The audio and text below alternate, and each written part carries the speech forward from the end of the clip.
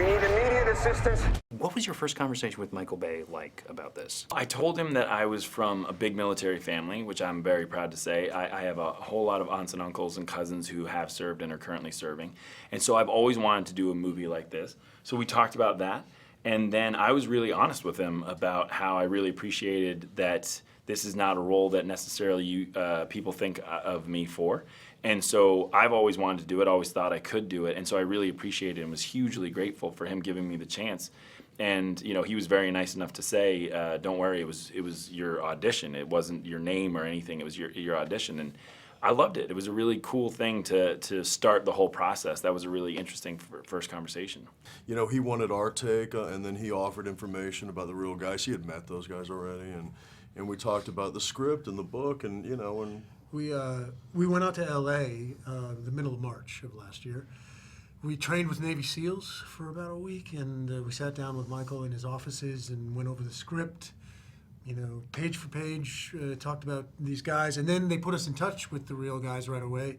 We're on the phone with them, and then we get to Malta, and they're in Malta with us. So, you know, very collaborative effort all the way around. The experience watching this film must be pretty powerful.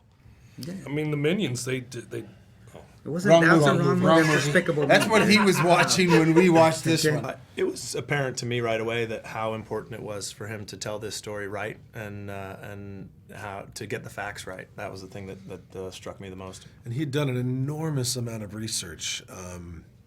We had all got together in this room to do like a reading through the script a little bit and just discussing what was going to happen.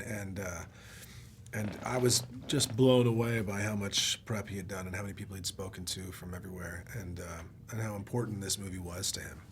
It was hard to watch, and it brought. I went back to Benghazi, so they got it right. That's what it means. Is I wanted to get that feeling where I walked out and like angry, but also like I was missing. Like I had a hole. I was missing something in me, and it was because no, not a soul. Missing because I did go back there, and when it was over, it's like, man, I really miss what I was doing. And I told Michael as soon as I walked out, he goes, how'd you think? I said, man, I want to go back right now. It's interesting what he did was it's this kind of hybrid element, you know. There are some signature Michael Bay heightened visuals at a certain point, but this is a very grounded film. People don't know what to expect with this. I think people have all these ideas of what they think his filmmaking style is and what they think this movie is going to be about, and the great thing about it is the response has been, everyone's been shocked. It's a lot of different emotions. I think I'll probably have more the second time I see it. You know, because first time I'm looking at it more from a technical aspect. Did they get it right? Did what happened? How things happened? But even then, it's emotional. I mean, it's our life. I've never been on a set like this in my life, and I'll probably never do it again. I think Michael would say the same thing. It was unique, and it was a high pressure environment.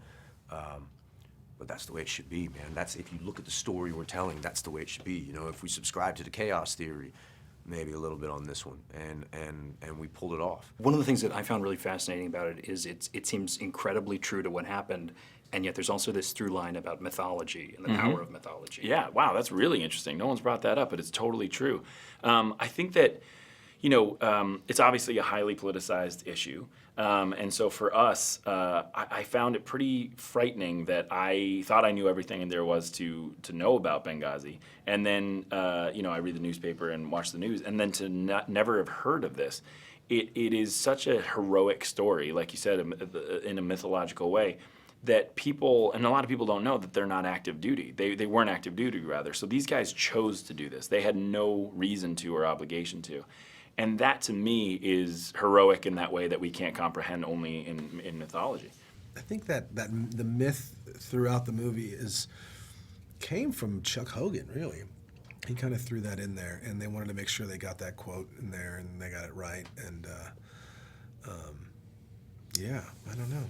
I think that idea that everything is inside of you, that all universes are contained within you, lends itself to this movie pretty well, because by the end of this movie you realize that there really are no winners in war. You know, everybody leaves this situation a loser. There were so many lives lost on the Libyan side, and there were 4 American lives lost. And I think it was just a very regrettable incident from all accounts.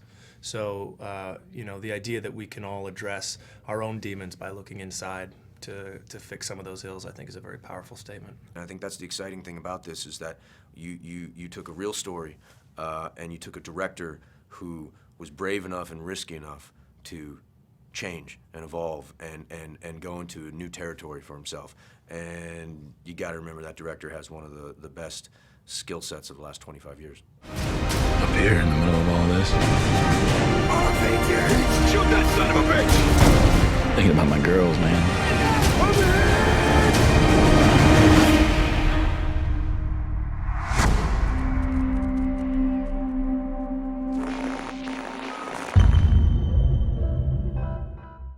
So are you hitting Michael Bay up for Transformers 5 cameos? Yeah, I'm gonna. Oh, play- he already said we're going to be in it for sure. I'm Optimus Prime because I'm that big. What? Go ahead, Megan. I didn't say Megan nothing. Fox right over here. Perfect. You're so pretty.